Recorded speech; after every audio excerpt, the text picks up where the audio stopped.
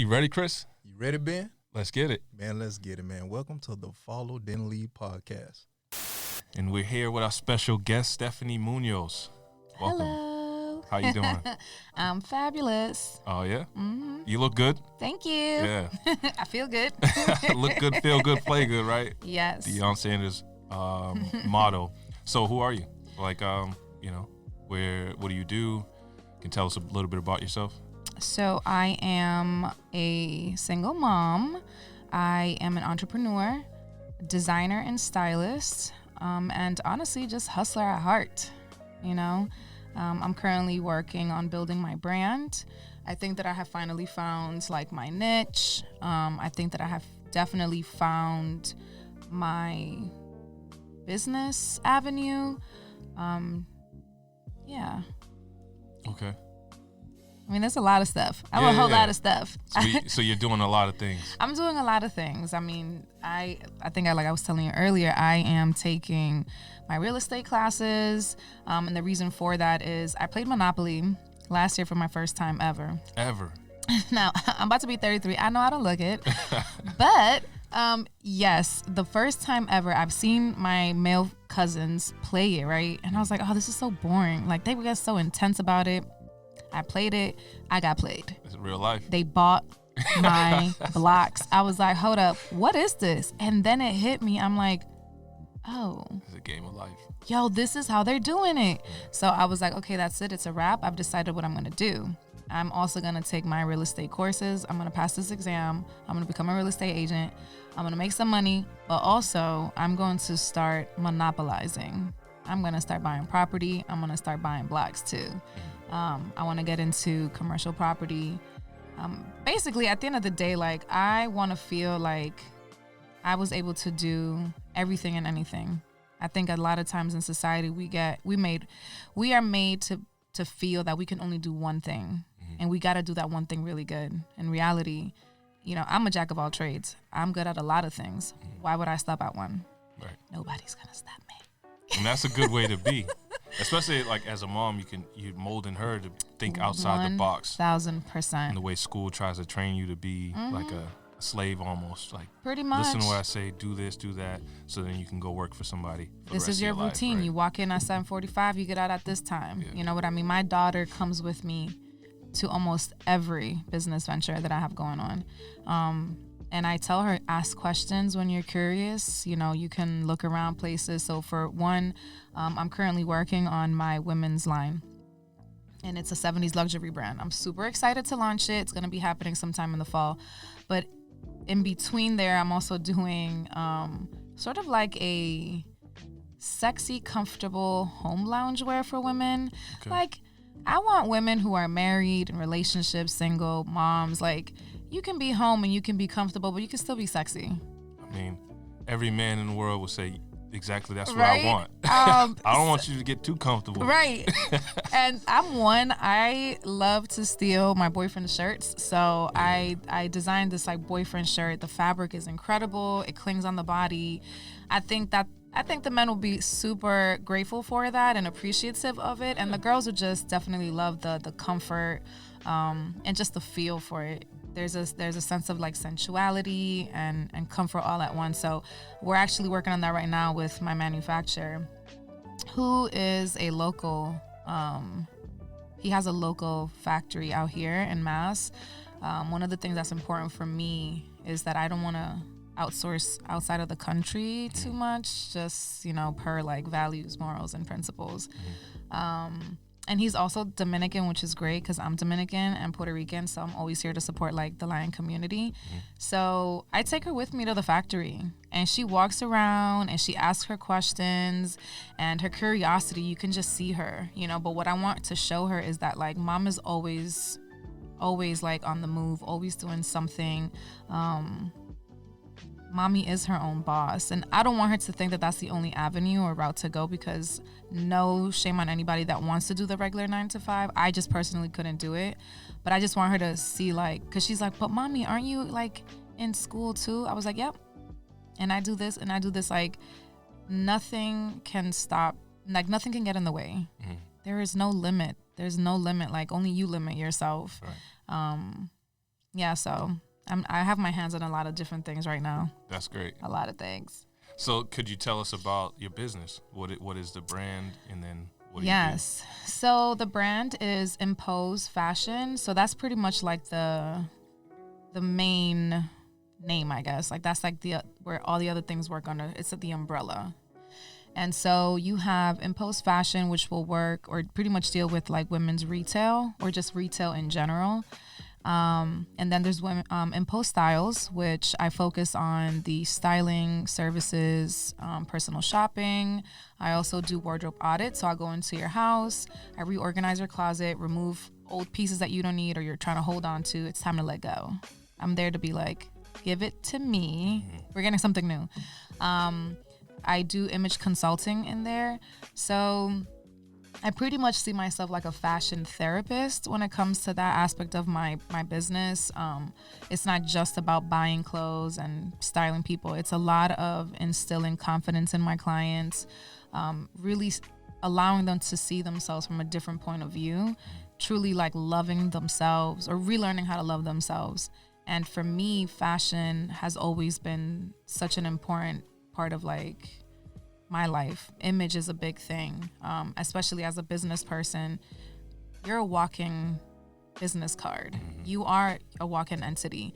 Therefore, when you meet somebody for the first time, you're leaving an impression on them. So if I'm in fashion, but I walk in here in my, house clothes, it's like, oh, you're not going to believe what I am. You know what I'm saying? You're not going to believe what I'm selling to you or what I'm willing to offer you. So with my clients, I want them to use fashion to just redefine their image, not really change who they are, but just like redefine them. So that's the second aspect of it. And then there is Impose Creative Productions, which I focus on curating editorial shoots, product shoots, style shoots, and fashion production. So I've styled designers for like Fashion Week, which has been super fun. Actually, one of the pieces that I styled for got featured on Forbes magazine, which is really exciting. Yeah. I have to do a better job at letting people know. You do, because you look at your IG page, that I don't see anything about right. that. Like I'm so at least put it in the profile. I know. I need who's in marketing? I need help with marketing, guys. Can somebody help me? So there's this book that I was recommended to read from my advisor, and he said, Marketing Made Simple. Okay. So, and then there's another one called Business Made Simple. Okay. And both of those are from the same writer or author. And the way he likes to say it is that the Business Made Simple is a master's degree in business in a book. Right? Like everything that he learned in school for his degree didn't actually apply to like creating a business and running a business. Yeah. So then he took the things that he learned from the master's program, but then also his applied knowledge, and put it into a book and a framework. Okay. And similarly for marketing. I love that. But I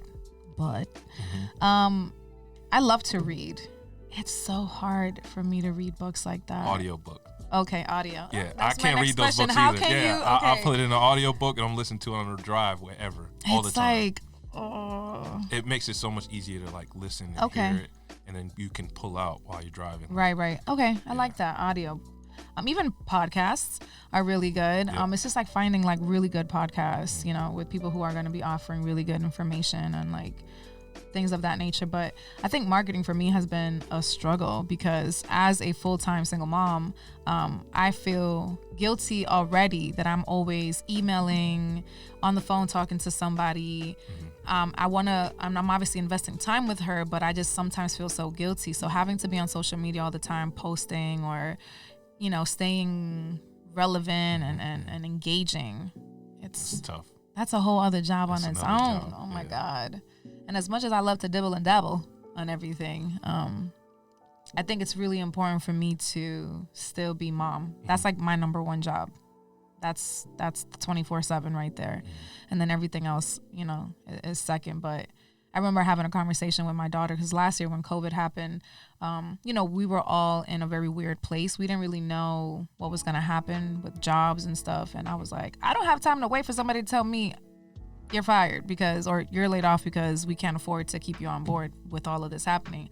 I immediately went into hustle mode. I pulled out some business books. I can't remember the name of one, and I'll send it to you later on. But this one book has this huge map on how to start a business, and it gives you like steps. It's so crazy. Yeah. I followed the steps. Yeah, okay? I threw that poster on the floor, and I'm like, all right, what are we gonna do? I prayed. I was like, Lord, please, I need your guidance. I need your leadership. I need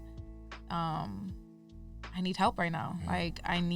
What am I supposed to do? I started making masks, and then the job that I was at previously, I was just like, well, we were all trying to figure out ideas to keep the business afloat. And I'm like, well, I'm making masks. Y'all can join. But like, this is going to be my hustle for right now, just in case like it doesn't work out. Yeah. And it worked out. You know what I mean? But obviously that kind of died off because then the entire world was making masks and there was no fabrics.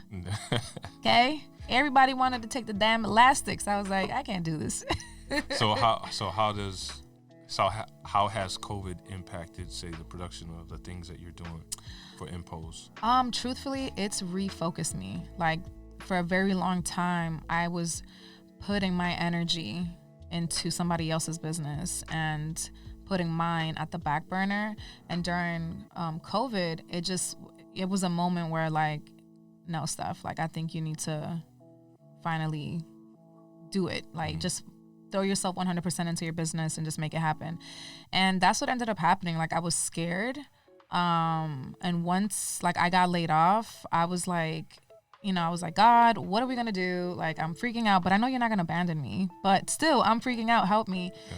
And it was just like a moment, like, it's time, girl. Like, do your thing. I've been doing this for over 10 years now, and it's always been an excuse. And now finally that I'm older, a little bit more mature, a lot more educated in the business, and obviously like the skills have flourished and all that good stuff. It's doing really well. I'm really excited for the new ventures that I'm in, that's happening with my business. Again, like, I'm catering to both men and women, just on two completely different styles of retail. One is custom, where the other one is a little bit more off the rack for the women's stuff. So that's awesome. And I think to touch on the custom piece, like, we just did a consultation, right? I'm excited. So excited. So I've never had a custom suit in my life. Like, I've never gone through the process. It's an experience. It's an experience. And again, I wish I had it recorded, to like capture the moment of like my face going through the different fabrics and like, just the whole process is amazing. Yeah. And I know a lot of us as people, probably men in particular, like, you've seen the Italians on all these old mob movies go through getting their custom suits, and we're like, oh, that's dope. And so for me now to have this experience, it's like, it's an amazing, like, I guess, time in my mind to just absorb it, feel comfortable in that, like, yo, this is something we all should do. Absolutely. I think also, like I told you, the older that we get, I think we should all start to think about investing into our looks versus just, spending money on fast fashion, on things that next year won't fit. The fabrics are all falling apart. You invest in a really good piece, it'll last you years. Yeah. You know what I mean? And we're older. And again, my job here is to not change you, but just like redefine your look, jazz it up a little bit. That's all. Let's do it. I'm excited. So everyone, as far as like men that want to get custom suits, even women, men and women that want to get custom outfits, custom suits, or just your entire wardrobe to be remodeled, where can they find you? Come see me. So Impose Fashion on. So on Instagram, you can go and just like DM me, and we'll work something out from there. But it's under. I can't ever say this word. Underscore. Impose _fashion _. And then on there you'll find my email, and you can just send me an email. We can talk. Okay. Thank you. You're welcome. So, a few questions here. Let's get into it. So, what was you're 33, turning 30. Sorry, excuse me. Back it up. Yeah, I'm 32, y'all. I know how to look You're it, a but 32-year-old woman who's a mother, right? You have a boyfriend, you're in a relationship. So, like, what was your childhood like as far as, like, how did it look? Do you have your parents, your father around? Yep. Can you talk about your childhood experience? For sure. So I am the oldest of 4. And my mom was married with my father. So in that marriage, there is myself and my sister, my younger sister. It was an interesting upbringing because my father was from the Dominican Republic, and my mom, she's from Puerto Rico, but she was born in America. So and my father was born in the DR. So coming out here, they were 18, 19 years old. They were so young. I think that the motives behind certain choices and decisions maybe weren't always genuine, and I think that showed in their marriage. It didn't work out. My dad was young. I always wrap it up to that. Like, he was young. I became a parent at 27, 28, and it was still challenging. I can't imagine being 18 and what I'm saying? Like, being a parent at that, and then in a country that you don't know nothing about. Like, you're brand new to this country. You don't speak the language. It's a lot of different women. Yeah.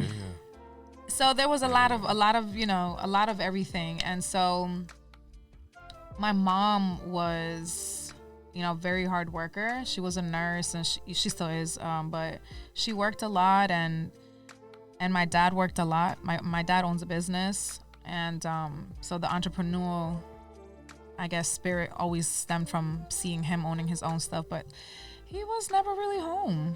You know what I mean? And their marriage definitely was toxic, and so I definitely saw a lot of things that even at a young age, I was like, I'm not dealing with that. I'm not putting up with that. I don't want that to be me. And then, my mom got remarried, and then we were exposed to something completely different. Like, now we have almost like a very solid unit. Like, we're having dinners at the table. Christmas was like, our first Christmas was, I will never forget it. I'm like, what? Santa left more than one gift? Because, like, I was like 4 years old, and I remember a Christmas, it was just me, my mom, and my sister, and my dad was there, but not there, right? My mom bought a huge tree, and there was 2 gifts under the tree. That's it. Just for me and my sister, and we were so happy. Yeah. Then, fast forward, my mom remarries, and, my stepdad is in the picture now, and we wake up the next day, the tree is 4 feet tall, and the gifts were like, what? I was like, what is this? So definitely 2 completely different experiences. I will never hold it against my dad. I love him. You know what I'm saying? We still have a really close relationship. And again, like, I guess I understood it, but then fast forward, I'm in a very similar situation where I'm just like, I'm not dealing with this. And I think that in the Latin culture, we are almost like the women. We're almost taught to believe that we have to stay in those situations. Well, I've always, when I tell you always, like, there are videos of me like at 8, 10 years old talking like, I'm never gonna deal with this, blah, blah, blah, blah. When I started going through it, I definitely saw the red flags. I wanted to make things work. And then I was just like, no, I'm not dealing with it. And, I hear but like, as a man, I didn't see that. I didn't see how to treat a woman. I didn't. And I hear you, but I'm not going to agree with you because you are an adult. You are grown. And you have choices. You may have not grown up with it, but I think you can make a decision to be like, I don't want to do that, or I don't want to treat the person, an individual, that way. So I grew up seeing a lot of things that were not okay. I'm not going to be out here doing those things. You have choices. Yeah. And I am going to hold you accountable. And I think that's the problem in life. I think that we as adults, as women, because ladies, I know that you guys can relate with me and agree to a certain extent. Like, we definitely are to blame sometimes because we allow these behaviors to happen. You know what I mean? Like, and we try to justify them by creating a list of excuses. I just punched right through that shit, and I'm sorry. Sorry. I didn't mean to say shit. That's okay. And I was like, no, like, this is wrong. The way that I'm feeling is not how I'm supposed to be feeling. Like, I have a daughter. This is not what I'm going to teach her to, like, accept in her life. And I'm not saying that I'm going to tell her, like, oh, jump from relationship to relationship. But if it means that you are going to have to remove yourself from anything that's toxic, draining, emotionally and mentally, like, remove yourself. Absolutely. And anybody who says anything can just come talk to me. Yeah, I mean, you have to learn that value of who you are. 1000%. Because it's like, it's the same thing that, say, you know, being raised in a household, like, say, your second experience, you get to see how then it should look like. Yeah. So then you move through life saying, okay, I'm not going to accept certain things. Right. So either way, it's the value, whether you saw it or not, you just learning the value of you. Right. What you're willing to accept or not. 100%. And when I was, you know, my mom, they separated when I was 5. So from what I can remember, and I remember, like, when I was like 4, 3, it's weird. But I don't remember sitting down for dinner. I don't remember holidays. I don't remember birthday parties with my dad. Like, I don't remember that, going out, family stuff. It wasn't any of that. But again, they were young, right? And then when my mom got remarried, we're on trips, we're camping, fishing, you know, family parties. Like, it was just like, whoa, like, this is amazing. So when I was getting older, I understood I learned this at a very young age. I knew what I didn't want and I knew what I wanted. So as an adult, I'm like, these are the values that I'm going to instill in my family, in my relationship. You know, like my stepdad with my mom, he was affectionate.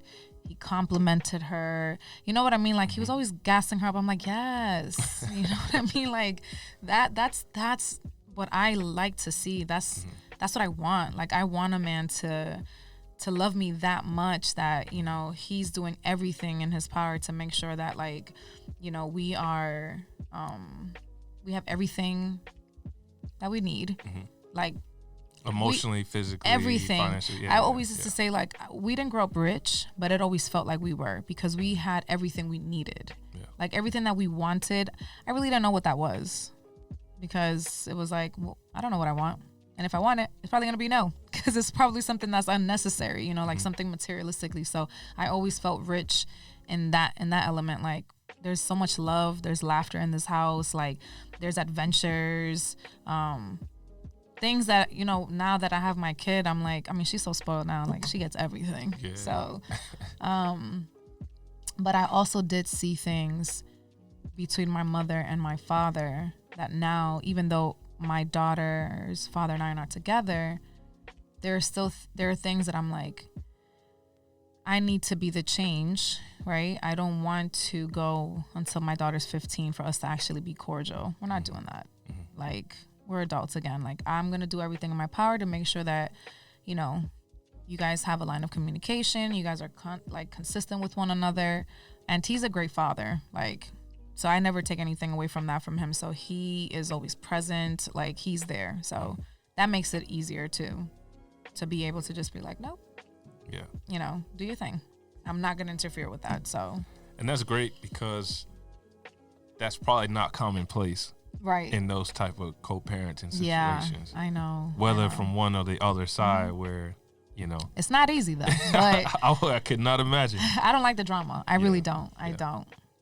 I just like to make things easy. But I've seen it, you know, and people capitalize, especially on social media, putting up all these, like, baby mother, baby father drama stuff. Like, how about we start normalizing a healthy co-parenting relationship. And it doesn't mean that y'all are like best friends, but it's just like just being cordial. You know what I mean? Like, why don't we start pushing that? And that's on us. Because the kids need to see that. They need to see that. Yeah.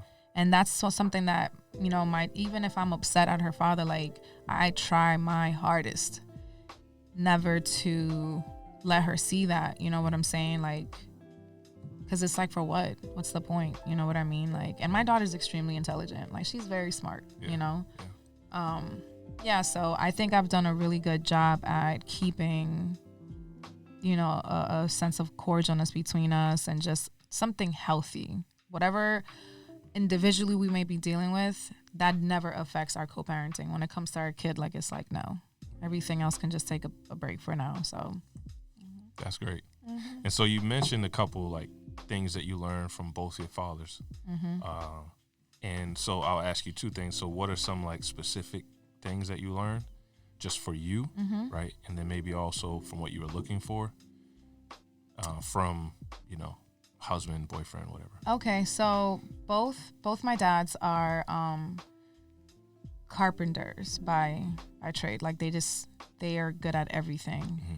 They are mechanics, carpenters, electricians, plumbers, like everything. Yeah, whatever you need done. They're there. Okay. Like, my sister was like, oh my God, I changed my tire on the side of the road. I was like, okay. She's like, oh, you think you can do it? And I was like, I mean, I can, but why? Dad and Dad will do it. Yeah. And I got AAA, so. No, but they like, my father definitely, like, the entrepreneurship thing, like being able to come to a country that you know nothing about and still prosper and be successful. From my stepdad, again, like the business mentality, drive, like that man has faced, I mean, the challenges that he's overcome and still been able to come out from that. And it's like, there's no excuse. Get it done. Yeah. Oh, they pushed me down. They tied me down. I broke from that and I'm here thriving in a business. You know what I mean? Like, both of them, you know what I'm saying? But like, I definitely learned perseverance. And even though through my dad, like, I learned things that were essential to me as an adult, like just things I'm not going to deal with. I don't, there are certain things that I saw, I was like, no, thanks, Dad. Thanks for teaching me that. Because now I know what I'm not going to deal with. And when my stepdad is like, okay, yes, like, these are the values that I'm going to instill, again, in my family and in my children growing up. Yeah, but both of them, the entrepreneurial mindset, you know, my stepdad definitely is just like, there's no excuse. You have choices in life. Make the right ones. Yeah. You have this road, you got this road. They're both going to be challenging. Don't let anything stop you. And truthfully, I've always like ran with that. Nothing can stop me. Nothing. That's amazing. And when you put up the choices, to me that sounds like so in the Bible it talks about the broad road and the narrow road. So it's easy. It's so easy to go that route where you can just BSing around, not doing anything, not persevering, right? Accepting life as it comes. Stagnant, just being stagnant. Right. And then the other route is hard. You know, I got to fight. I have to continue to work every day. And that's maybe some of the things your stepfather is like, like to get things done, it has to be consistent. You have to persevere. You have to fight through yourself. Even like you said, you had to fight through to become, you know, who you are now. 100%. Yeah. You're faced with so many challenges, but every challenge is a lesson learned. And that's something that as I've gotten older, I've just learned to accept. Like, it's going to be hard in the moment, but it's that feeling of, you know, whatever it is in that moment, right? It's not a forever feeling. There's always an end to that. And people, I hope that, you know, those who are listening can really take that from this conversation right here, is that regardless of what you're facing, there's always an end to it. Like, I remember going through some stuff that, you know, when I was separating from my daughter's father, like, I told my mom, I'm like, there has to be a rainbow, right, Mom? At the end of the storm, like, there has to be. There's no way that I can, you know, feel like this forever. Like, this is crazy. And let me tell you that rainbow came through and so much more. You know what I mean? Because I saw, I knew I was strong, but like I didn't know really how strong I was and how driven and how like I can really accomplish things, yo. Because I knew I could do it, but I was like, whoa, I can't believe I did all of this. And I was in this position, you know, like, so. Yeah. I think that's the great thing about like life and struggle and like pain, is because it molds you into like who you already are, but you just probably don't see it. Right. So then you have to go through these hard or the valleys to, you know, I guess come to know yourself. Yeah. Yeah. Yeah. Yeah. Absolutely. Oh my God. Yeah. All right. So, so what are some of the values that you try to instill in your daughter? Or Yeah. And how the two of you, I guess, as far as co-parenting, are trying to instill in her. So together, we definitely want her to be a good person, right? I think all parents want their kids to be good people, but we truly want her to understand that, well, yes, be a good person. It's so hard because it's so easy for her to get everything that she wants. So we're like struggling right now with trying to instill gratitude. That's a word that her and I talk about all the time. It's like, be grateful for everything that you have, right? Because there's so many people that don't have a quarter of what you have. So instilling, you know, gratitude and humility, independence is huge for me. Like, you know, everybody know, like when it comes to me and my daughter, like my daughter is so independent. You know, I don't treat her like an adult. She's still my baby, but there are things that she has to understand. Like, you are old enough to do this and do that, and your capabilities are like so big, and no, you know what I mean? So definitely independence. Also love. Like, love for me is so important. Like, I want her to be kind. I want her to love everybody for who they are. I want her to learn not to judge, be understanding. You know, like even recently her teacher, you know, sent me a message, you know, Sky is just so wonderful. Like, her friend was having a hard time today, and I can see her whispering things in her ear, and she's like, Sky, what were you telling her? And she was like, I just told her that her behavior was not acceptable, and that she's a big girl, and if she needs help, she needs to ask. And you know, all these things, and like giving her, she was like encouraging her to be strong and all that stuff. And I was like, you know, we did that. Like, right. These are things that we've taught her just at home, and she's that way with me, you know?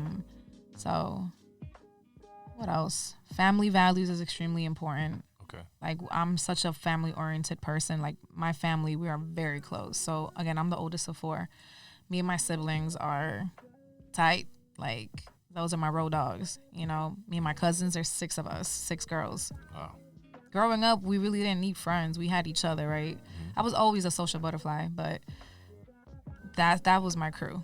Like, me and my cousins, my aunts. Like, now that we're adults, like, we can actually kick it with our aunts, moms, and just like have adult conversation. So that's one thing that she takes with her now. Like, she'd rather hang out with her grandmother, me and my sister, than going to hang with her friends. Yeah. Yeah. You know, like,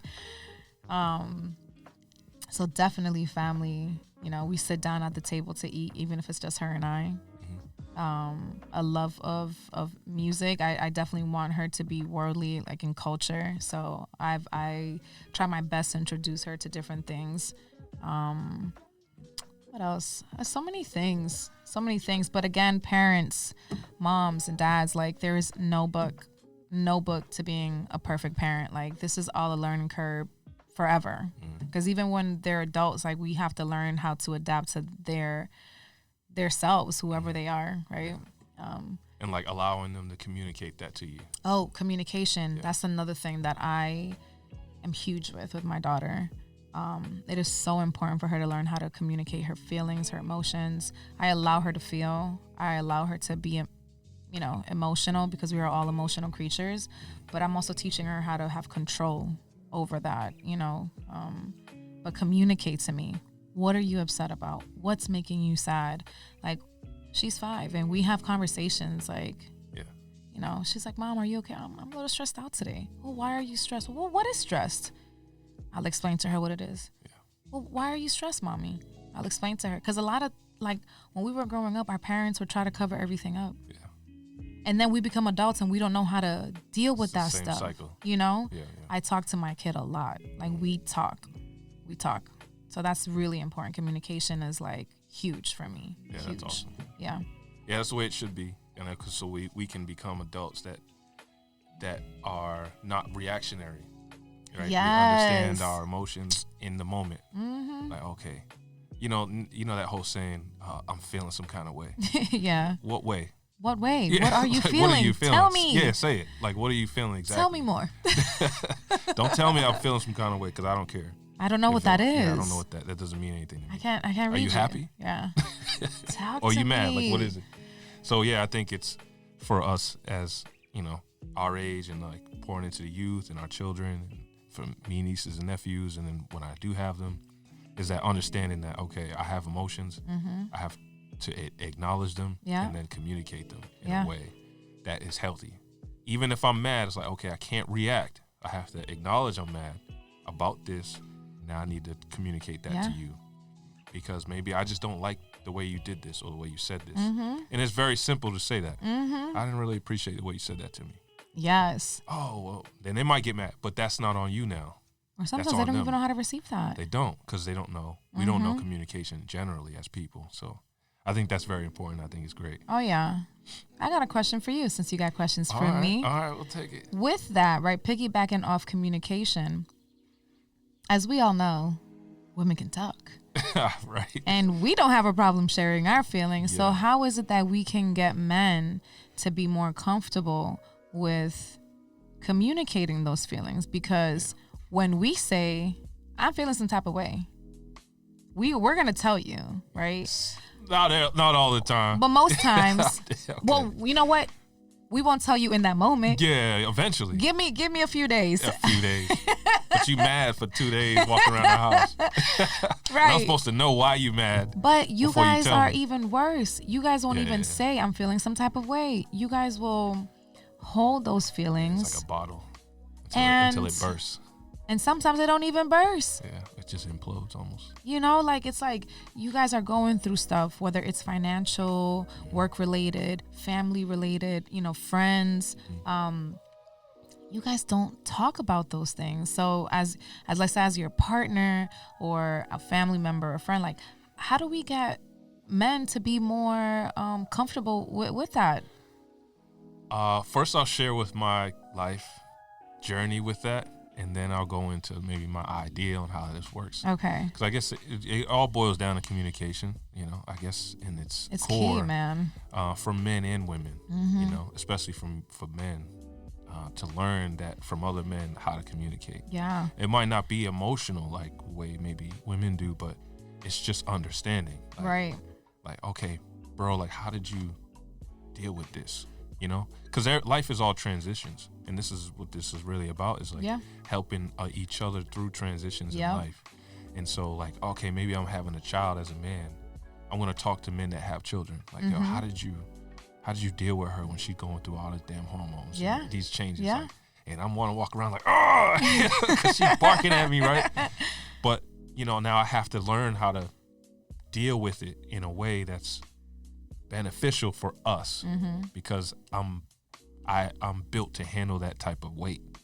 You mean like society? No, men in that particular moment. Okay. As far as like, having a baby, you have hormones, you can't control your hormones. Right. So now I have to control how I react to that. Right. Okay. So that's just all understanding, communication, and then talking to other men that's gone through it. But they don't do that. Men don't do that. They don't. Men do. So it's getting better. That's what okay. All right. As long as you say it's getting better. Yeah. So really quick, my life, I grew up, My stepfather was an old school man. I think when I was 15, he passed.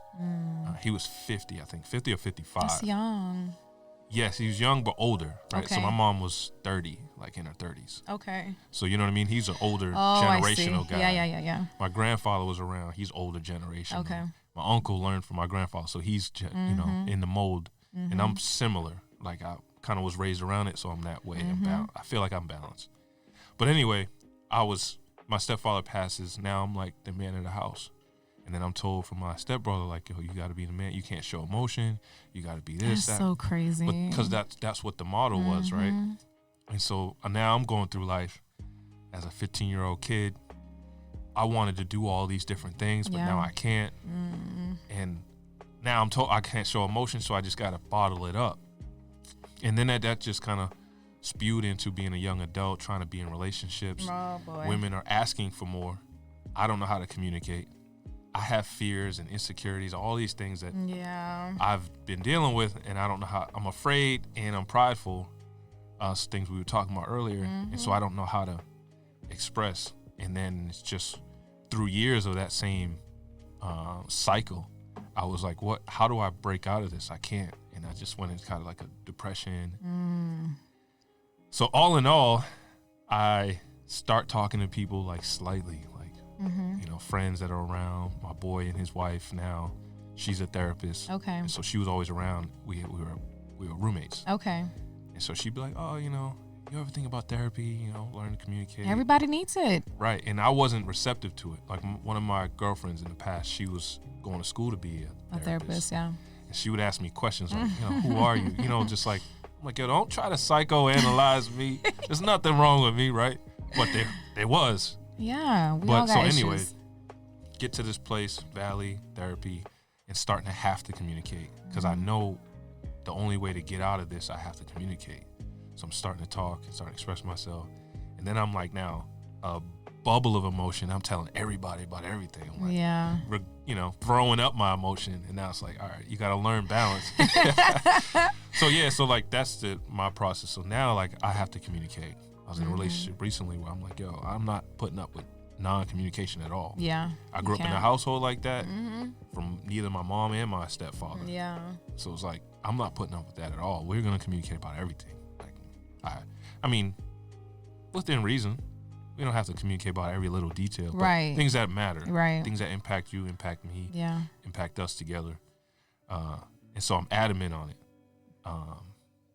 Non-negotiables. Those are non-negotiables. It's definitely non-negotiable. Hey, Sierra and Russell Wilson have a list of non-negotiables that they put down before they got together. And it was like, this is just my non-negotiable. If you cannot, then unfortunately, we cannot be together. And I think...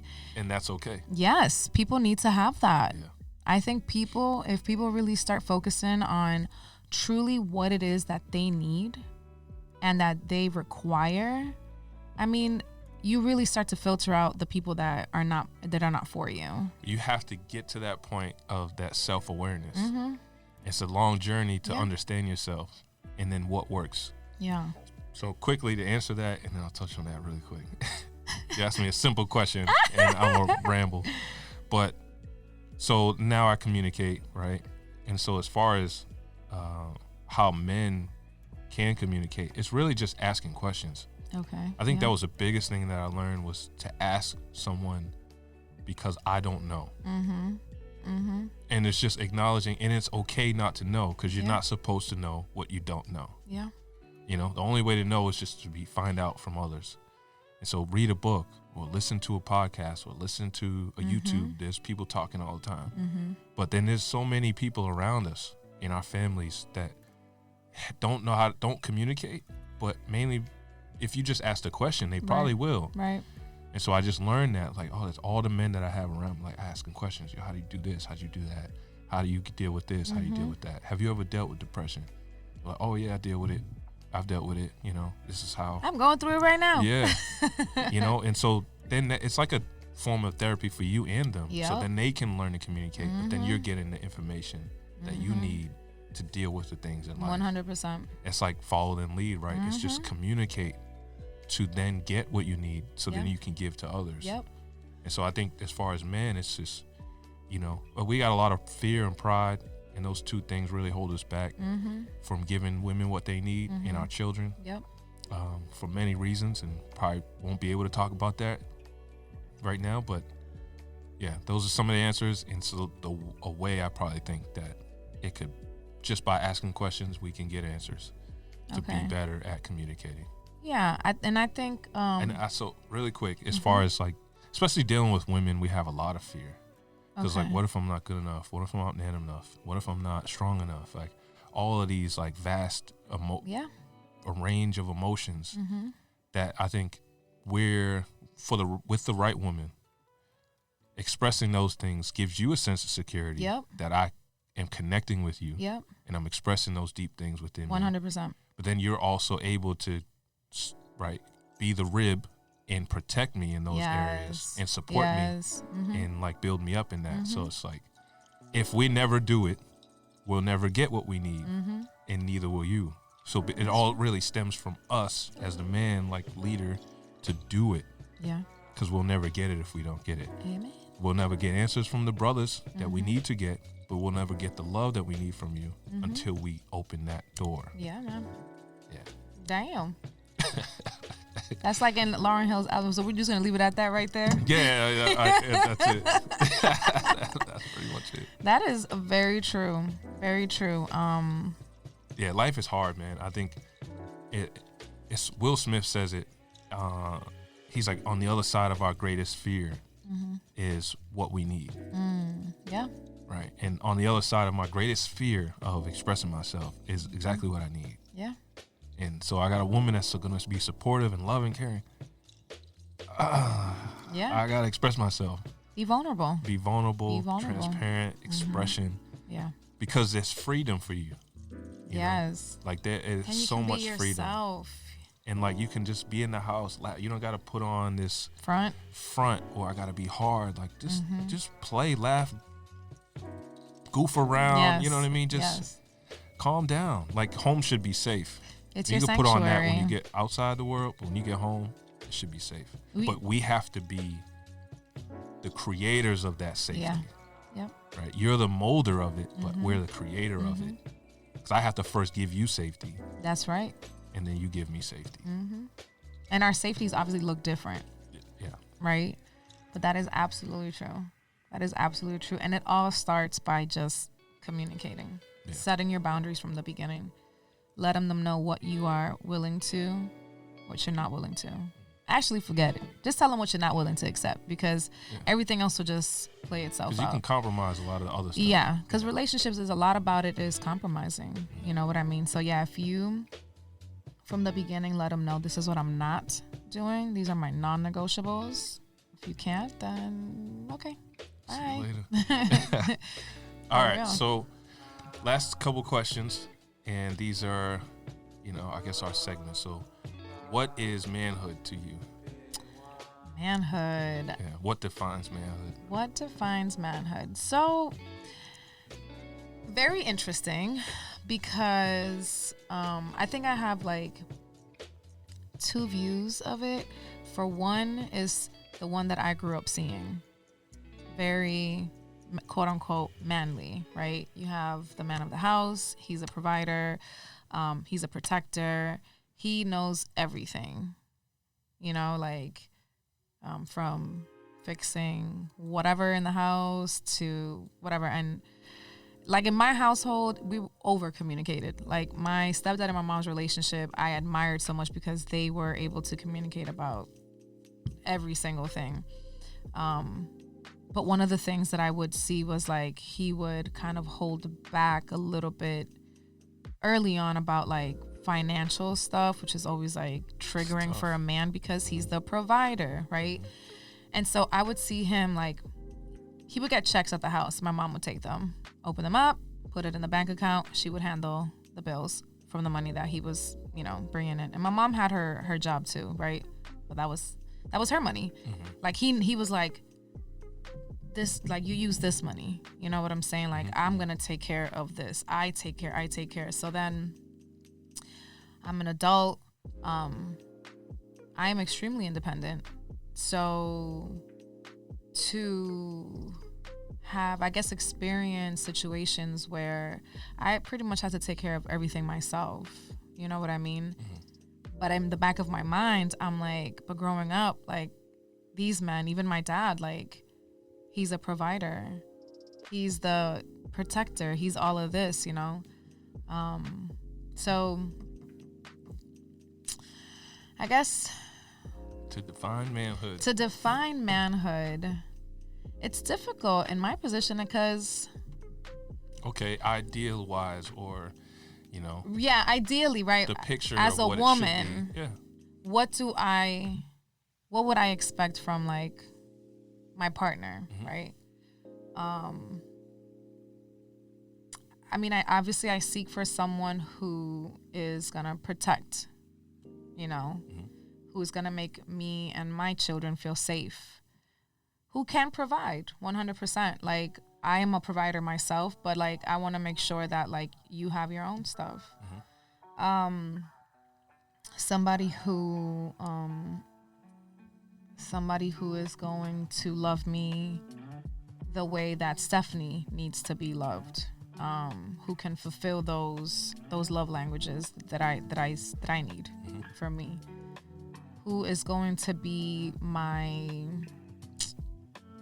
like, it just sucks because I'm a single mom, so I've had to play this part. Like, I don't want to be the bad guy all the time. Like, dad should be the one that when I'm like, I'm gonna tell your father, no, you know, I need more authority. I guess, like, So take out the roles that you've played. Right. Put them in. More authoritative. Again, definitely more the protector. Definitely more of the provider. Definitely more of the one that I can go to whenever I need something fixed, or, again, what I saw growing up, right? But I'm in a situation, right? Like, my partner didn't grow up with The model, right? City guy, you know, he's a city boy. So his experiences are so different, and I've never made him feel you're less of, but it's like, we got to work on how you can be that, because it's not like he doesn't want to be, he wants to be, but he's never been able to see it, right? It's a fight. You know what I mean? So, like, for instance, like, I'll give you this example. So I was putting up a fireplace in my house, right? Like a electronic one. And I was like, let me just ask him, because I want him to feel like, you know, he can do this stuff. And, you know, I didn't communicate. I need to have this up now. Right? Yeah. I need to have this done now. And I'm like, because if you asked me to do it, you didn't say when. I didn't say when, right? Yeah. And so, but I'm also the type of individual, like, I don't normally ask for help. If I need something, I'm just going to get it done. Like, that's how I roll, right? Yeah. Independent. Yes. So I gave him the opportunity to do it, and then he had to step out real quick. By the time he got back, it was up. It was done. Yeah. And that's frustrating for probably him. Yes. Yeah, and that's I frustrating. apologize. And we had a conversation. We like, our communication is so good. Yeah. We definitely communicate. We have those lines of communication where it's like, the vulnerability is there. You know, the walls are down. Like, we talk. And I was like, I'm so sorry. I honestly didn't do it on purpose. It wasn't to undermine you or anything, but it's like, I needed it done. And the way that I saw it, I'm like... In your head, you needed it done. Right, in my head. I didn't communicate that to him. And, like, you know, for him, it's like, look, like, this is all new for me. Okay. You know, like, I live in the city. Like, a lot of this stuff is already done. Like, I don't... Or, like, I would... He's like, I would pay somebody to get it done and do it. Where I'm like, why? You can do it. You're the man, right? So, I guess those are expectations that stem from my upbringing. Like, you know, my dads don't call anybody. They figure it out themselves. So men need to be resourceful. That's another one. Yeah. And even though that's not realistic, because again, it's realistic, because like, even if you don't know, it's like, all right, let me call this dude. And that's what it's just resourceful. Yeah. And for him, it's like, I would just rather. It works for him. And but you just gotta be patient. I have to be patient. I gotta be patient, and also I have to be accepting of the fact that it's like, dude, he would rather pay for the service, where I grew up on, but my dad and my Because stepdad, what if they I can do it, and it's like Bill Cosby and the joint don't work no more because I didn't put it together right, but because you wanted it done that way. Right. But I also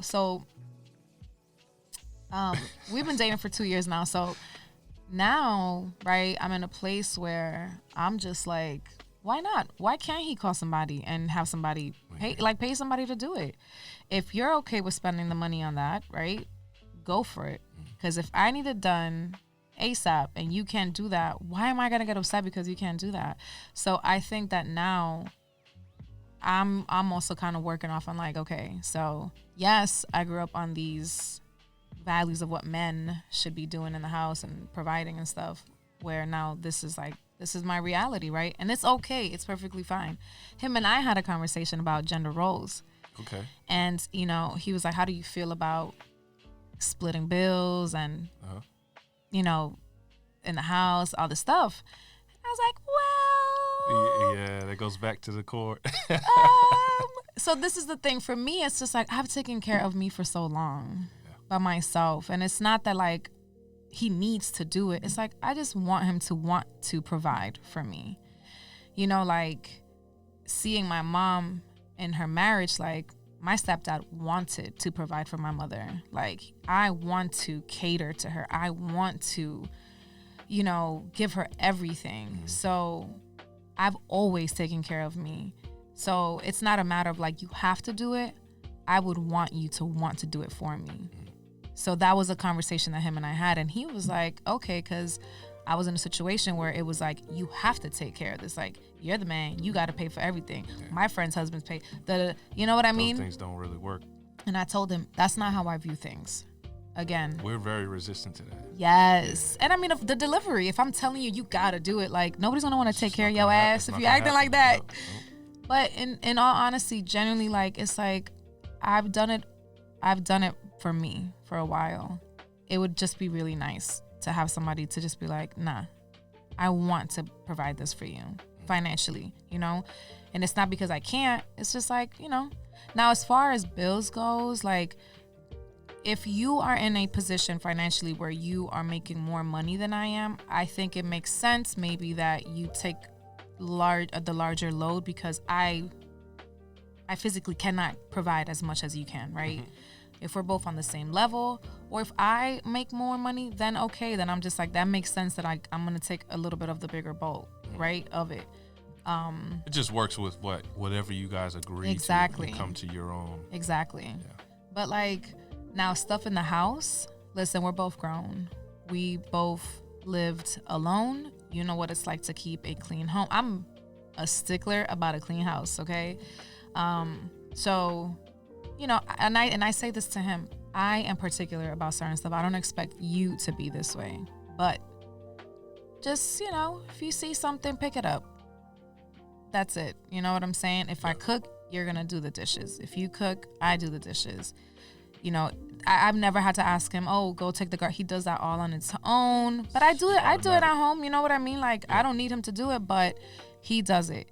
If I'm cooking, as soon as we're done dinner at the table, he gets up, he's taking the plates, he's washing the dishes. My daughter is like, oh my God, he's so sweet. He always does that for us, mommy. That's awesome. Yeah. This man, like, this is who he is to the core. Like, we go out, I cannot touch the door. He opens the door. Oh man. Okay. We get in the car, opens the door. Uh-huh. My daughter now is like, she stands at the door. You know what I'm saying? This is something that now he is teaching her. Training her. Yeah. So now when she's older and she's dating, she's going to be at the door like, excuse me, better open this door. Because that is what he is now instilling, right, in her. Yeah. And that's just gentleman-like traits, you know what I mean? Always asking, are you okay? Do you need anything? Vice versa. Are you okay? Do you need anything? And sometimes it's like, do you want to talk? How was your day? You want to debrief with me? Let's break it down. You know what I mean? So like household stuff, I think as a woman, I can't say we're all the same, but I grew up in a culture where we are expected to handle all the domestic things. You know what I mean? So it's like, it's already Laundry, engraved in me. cleaning, All of that. cooking, all that. Now, laundry, we talked about it. He's like, I will wash the clothes if Not you about fold to it. fold them. It's like, I'm totally okay with that. You know what Yeah. I'm saying? Like, compromise, I'm totally fine with that. So I think, in those, I think today it's okay for us to find a balance between what we're expecting of our man and their manhood. Because you guys, I'm sure, expect things from women in our womanhood. Like, how do you define a womanhood? You're asking me. Oh, yeah. Um, Oh, you thought it was only me. You thought you were going to... Nah, I just wasn't prepared for that. So, all right. So, for me, womanhood is, like, women naturally have an ability to love that I don't. Right? Yeah. And I'm going to use this model. And I Uh-huh. keep saying it. So, I have a dog. Dogs aren't children. Dogs are dogs. So, They are like they're babies, animals, though. right? And animals operate on instinct and just nature. So it's a good depiction of, to me, what things should be. So I give my dog love. He loves me, right? When I get home, all the love, let's play, I feed him and all that. Say, recent relationship, girlfriend comes in the house. He's up under her the whole day. He might come to me for something, Yeah. but like it's whatever she wants. He's cuddled up under her. Yeah. He's sitting there. Because women are nurturers. It's natural. I can't do that. I can do it. You can. Don't say you No, can't, because sorry. you I can. can't do it at the level that's natural for you. Yes, you yes. you move in love and it and just expression. It just flows from you. I do it. It doesn't flow from me. You're like, give hug. Give hug, yes. Okay. Hold hug. hand. I can learn how to be more affectionate about it. Yeah. But affection is different than just flow, right? Because that's just energy. Yeah. And so for me, woman is just energy of like love and affection, care, right? Nurturing. With children, with people, right? How they communicate to others. To me, that's very important. And because you're just you should be a walking image of love. Yeah. Even when women that are independent, like you can get things on your own, but be willing to allow somebody to do 1,000%. it. Because like if I'm coming in and you're rigid about it, Right. like, why would I want to be there? Exactly. Because you the man now. Go ahead, do your thing. Do it. Do it. All You right, don't need the me. man. You don't need me. I what? agree with you on that. And then women should be able to communicate and express themselves emotionally, whether it's today or tomorrow. But like be able to communicate and express, and then be able to compromise. So like womanhood to me is just it's all of that. You're gonna do what needs to be done for yourself, for your children, for me. What about a level of sensuality? Yeah, that comes in with like Okay. the nurturing and care. Like to me, like okay, so all right. Because for that's a good manhood, question. right? It's like you gotta be sensuality. big and strong to Right. be able, and a Yeah. woman has to be soft and Yeah, so I'll say it like this. I went out. We was at this restaurant talking to the bartender. She's like flirting with us. She introduced herself, we introduced ourselves, shake her hand. Her hand is hard. It's like, yo, why is your hand harder than mine? she works. Even if I was interested, I'm good. Damn, because her hand is hard. You said sensuality. Why would I want to hold your hand? It's harder than mine. Like But she's got to work. you bartending. She's had what to hard work. She's carrying crates. That's fine. Somebody else will like it. Just if it's sensuality, we're gonna go based on that then. Okay. Like, how you feel is very important. Okay. Because if I can hold you and feel like you're welcoming to me, right? Your energy is receiving me. So she was just strong. Like she gave you like a No, strong- I'm saying Oh. like her hand was rough. Oh, okay. Yeah, sorry, her hand was rough. So for me, it's like, say if I'm giving you a hug and you receive me, like that's just energy. So like, okay, you're willing for me, right? And so now when we communicate, we talk, and I express, your energy is going to be willing to receive what I have to say, Okay.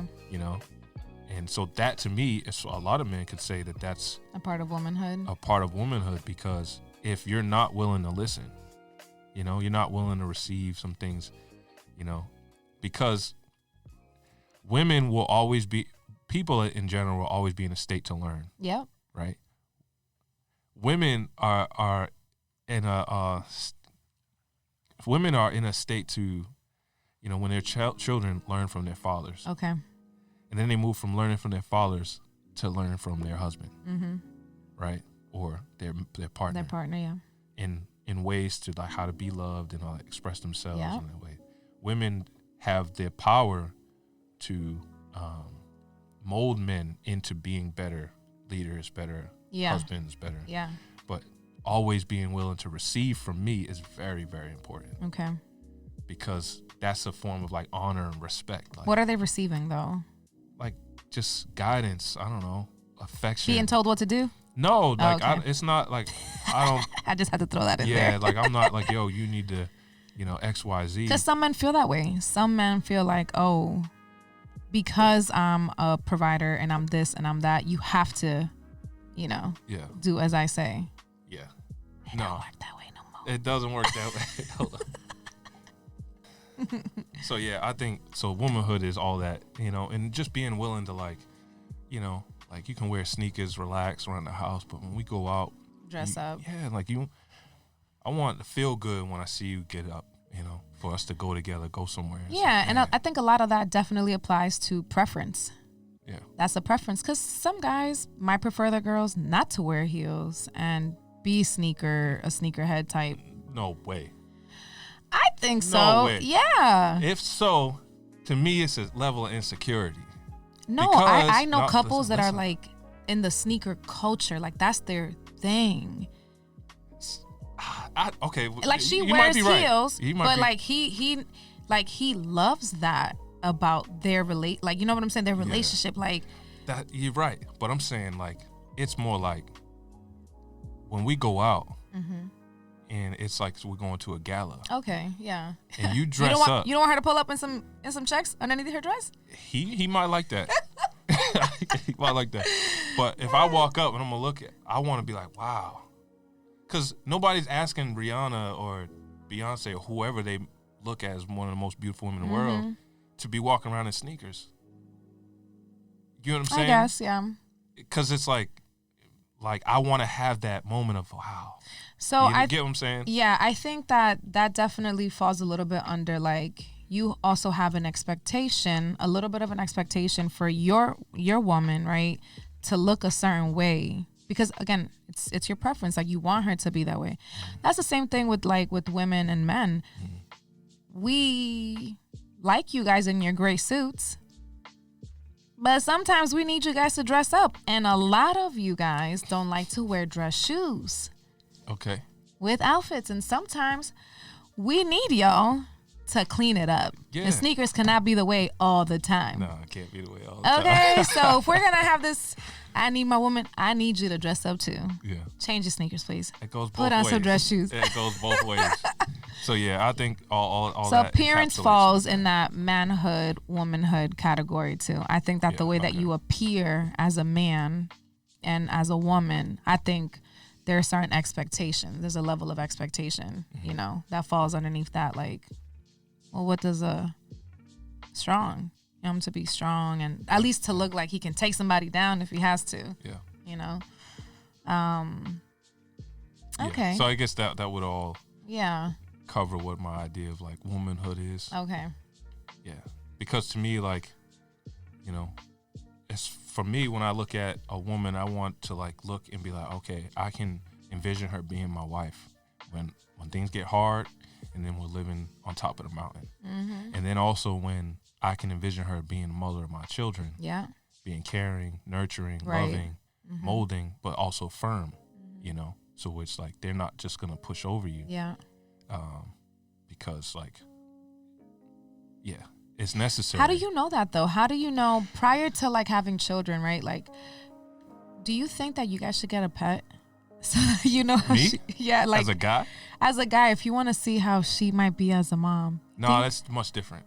No? Yeah, it's much different. You don't think that knowing how she 'cause treats it's an an animal, animal? it's cute. Like it's not Yeah, a but- child, but then children like learn to speak I back have a and get dog. I attitude. treat my like, dog like a kid. Like that's my baby. the So dog don't speak back that's true. and express itself. But he in barks. anger. Come on. So to me, I mean, you're right. Yes, there's ways. So they do say that, like, I'm learning that they say that a lot of women don't have that motherly instinct turned on until they actually become one. The hormones Right, and don't honestly, come out yet. it happens like the second the baby's out. And for me, as far as I'm looking in, is how you deal with children naturally. Mm-hmm. Because to me, that's what you'll revert back to. Maybe your instinct will kick in.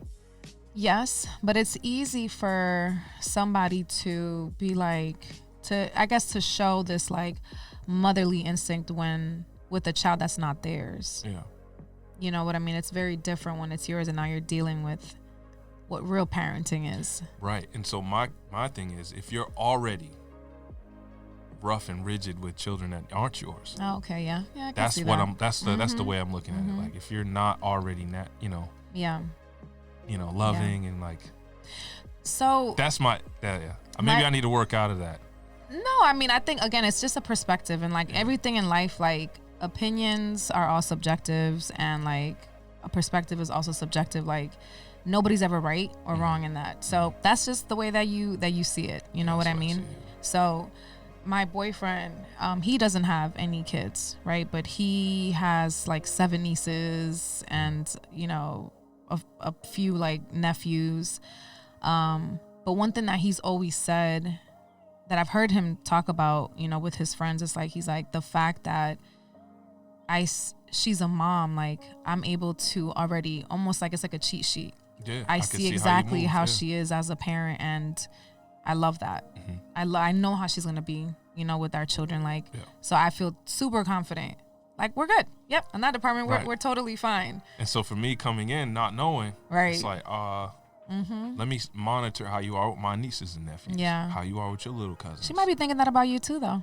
I'm great with kids. But she don't know that. You know that because you're going to see my nieces and nephews around.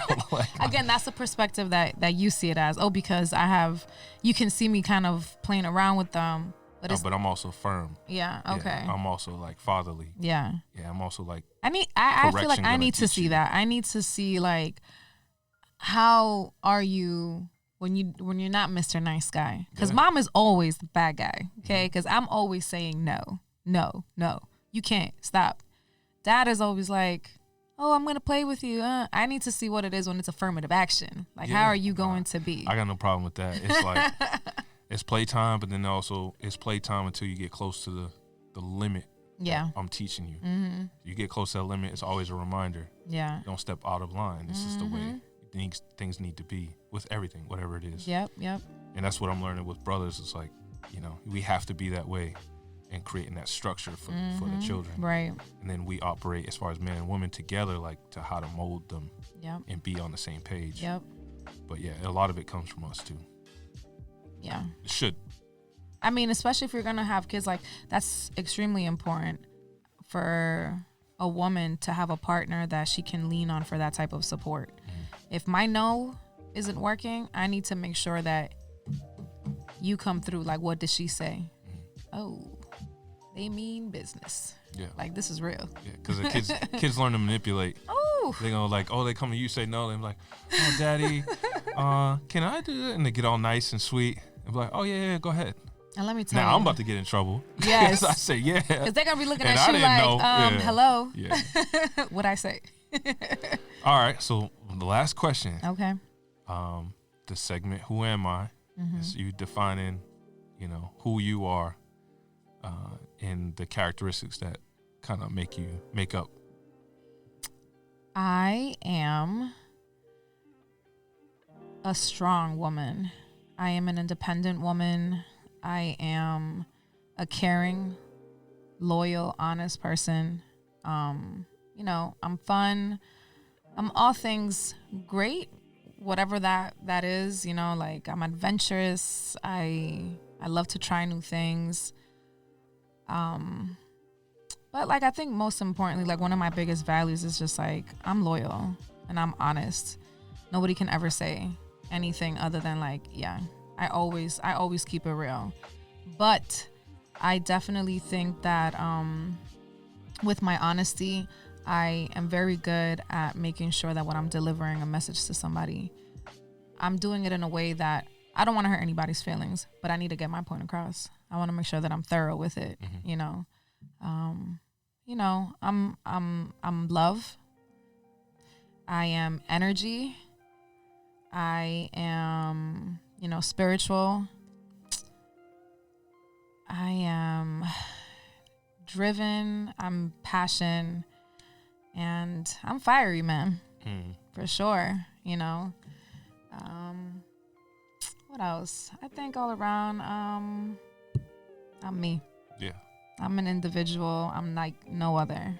And if you ever get an opportunity to meet me, I hope that I leave an impression and that you take something from me. So hopefully in this interview, women and men took something with them and learned something from both of us. So, yeah.